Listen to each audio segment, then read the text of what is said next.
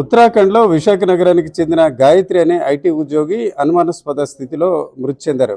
వీరు తల్లిదండ్రులు చిన్నముషుడ సమీపాన ఉంటున్న పరిస్థితి. ఈ దశలో ఈ వసంత విహార్ అనే ఈ అపార్ట్మెంట్లో వాళ్ళు గత దాదాపుగా 8 నెలలుగా నివాసం ఉంటున్న పరిస్థితి.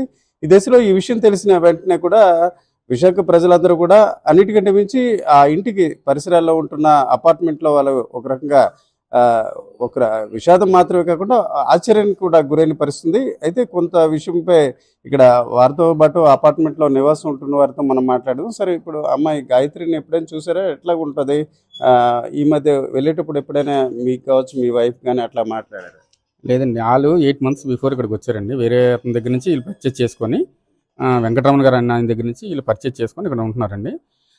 వచ్చిన తర్వాత ఏంటంటే ఒక 1 month దాంట్లో ఏంటంటే అమ్మాయికి మ్యారేజ్ చేశారు. మ్యారేజ్ కూడా సుజాత నగర్లోనే ఇంద్రాణి ఫంక్షన్ హాల్ చేశారండి. ఆ రోజు పిలిచారు, ఆ రోజు మేము వెళ్ళి చూసామండి. అంతవరకు కూడా మేము చిన్న స్టార్టింగ్లో ఏంటంటే అమ్మాయి గృహప్రవేశం ఏంటంటే వాళ్ళు ఇల్లు పాలు పొంగించుకునే టైంలో ఒకసారి చూసాం జస్ట్ అంతే. తర్వాత మ్యారేజ్కి చూసాం. మ్యారేజ్ చూస్తే మ్యారేజ్ అందరం కూడా పిలిచారు, అక్కడికి వెళ్ళాం, ఇన్వైట్ చేస్తానండి, వెళ్ళాం. ఫంక్షన్ కూడా బాగానే చేశారు. అతను చెప్పడం ఏంటంటే అమ్మాయిని అల్లుడు కూడా నేను సాఫ్ట్వేర్ ఎంప్లాయీస్ అని చెప్పారండి. అంతే, మరి నాకు తెలిసిన ఇన్ఫర్మేషన్ అయితే అదేనండి. 8 months అవుతుంది వాళ్ళు వచ్చి, ఇక్కడికి వచ్చి 8 months అవుతుంది. వాళ్ళు ఉండడం అయితే చాలా మంచిగా ఉండేవారండి అతను.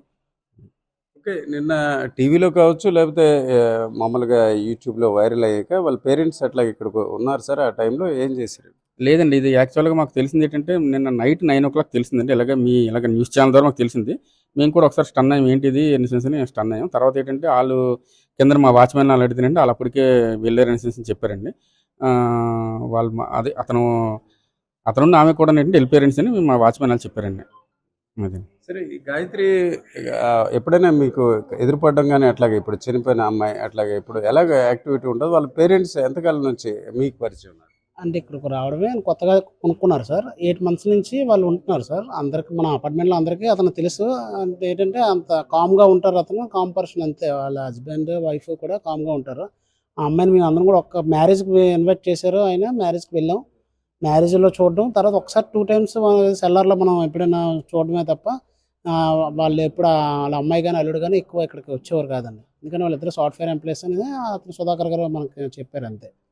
ఈ మధ్య కూడా ఫంక్షన్ ఏదో కూడా వాళ్ళు ప్లాన్ చేసుకున్నారు, కానీ ఇంతలోనే జరిగింది. మాకు కూడా నైట్ న్యూస్లో చూసి మేము తెలుసుకున్నాం అన్నీ. జరిగింది. అతను కూడా మాకు ఏం కాంటాక్ట్లో ఏం లేరు. కాకపోతే ఇలా జరిగింది కదా అనేసి ఇంకా మన మార్నింగ్ రాబోసరికి పూర్తిగా మేము కన్ఫర్మ్ చేసుకున్నాం.